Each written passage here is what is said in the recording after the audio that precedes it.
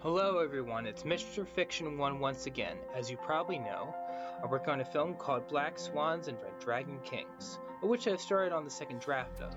Already, much has changed in my story, just from me rewriting little sections of the film. And, update, now that I have an editor for my script, I highly suspect that my story will change radically. However, one thing I plan to hang onto throughout the writing of the script is an extremely realistic dialogue style. You see, I got this dialogue style from the films of one Shane Carruth, especially his first film, Primer, which, like my film, deals with two friends who work STEM jobs and deconstruct nature for profit.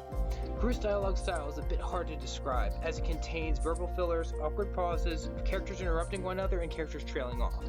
Rather than describe it further, I feel that previewing the first scene from Primer is in order. I'm gonna have this scene. Wait, what order did you put on this? 28, I don't know, you can... Yeah, I'm putting 28. Have you thought any more about what you want to put forward? Not really. Because I was, I mean, I haven't changed my mind or anything. I mean, Philip and I were talking, we think it'd be good. It'd be fun. Look, nobody's saying it wouldn't be fun. It's just the time for jacking around with Tesla coils and ball lightning in the garage is over. I mean, maybe this is something you try on your own in your free time, you know? My free time? Which free really time? don't have- Free time after the 50 hours a week of work, after the 30 We're all hours of working free the same time I already schedule. spend in that We're all garage. working the Where's, same like, me schedule, I squeezing know. in? And it's not a Tesla coil. I guess I could shave a couple minutes off my day by eating on the toilet. Look, how many patents do we have? In the last 14 months, Did you really? sign How many the do we have? agreement? I Did mean, you- these did you cars, the sign the only agreement? thing... Nobody signed the agreement. then It doesn't don't- matter. We're sticking to the agreement. I mean, name one other thing that's come out of their garage that's remotely profitable. if you're talking the cars about- are barely that. I know I don't see anybody quitting their jobs because of it. I'm I sorry. know I'm not. Are you? I think Abe just means that right now the JTEC cards are red.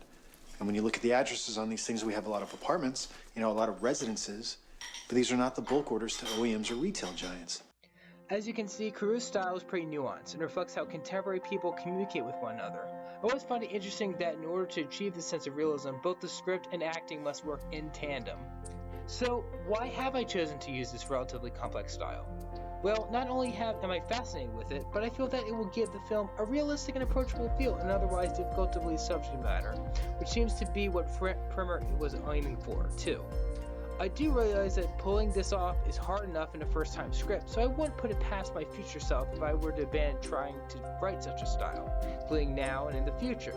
But for now, it makes for an interesting way to move such a film forward.